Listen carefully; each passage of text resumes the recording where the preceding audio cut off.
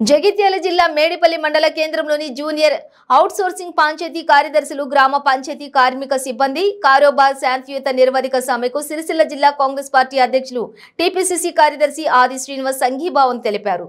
ఈ సందర్భంగా ఆది శ్రీనివాస్ మాట్లాడుతూ పంచాయతీ కార్యదర్శులను రెగ్యులరైజ్ చేయాలని డిమాండ్ చేశారు। పంచాయతీ సిబ్బంది వేతనాలను పెంచాలని అన్నారు। వర్షం పడ్డట్టుగా ఉంది। ఈరోజు ఎక్కడ పుట్టినవంటే ఏదో అంగట్లో ఉంటే బిడ్డ అనేటువంటి పరిస్థితులు మన తెలంగాణలో తయారైంది। కేవలం వాళ్ళ ఒక కుటుంబమే మరి బంగారు కుటుంబంగా బంగారు తెలంగాణలో ఉద్యోగాలు సంపాదించకపోతున్న పరిస్థితి। ఇది రాజకీయ పరంగా విమర్శ అయినప్పటికీ తప్పని లేదు। కొన్ని సందర్భాల్లో వాళ్ళు గట్టిగా మనం మాట్లాడకపోతే వాళ్ళకు అదే గ్రామీణ ప్రాంతాల్లో కూడా మా పట్ల నిరసన తెలియకపోతే తప్ప వాళ్ళు దిగస్థితి అనేది నాకైతే అనిపిస్తలేదు। కాబట్టి ఈరోజు కేంద్ర ప్రభుత్వమే కనీసం నెల జీతం 19,000 రూపాయలు మినిమం ప్రైస్ అనేది కనీస వేతనము 19,000 ఇవ్వాలని ఇదే కేంద్ర ప్రభుత్వం రాష్ట్ర ప్రభుత్వం చెప్తుంది। మరి ఇక్కడ ఉన్నటువంటి ఆ మిత్రులకు 8,500 నుంచి జీతాలు ఉన్నట్టుగా ఉన్న వాళ్ళని ఉన్నట్టుగా అయితే నాకు కనిపిస్తుంది।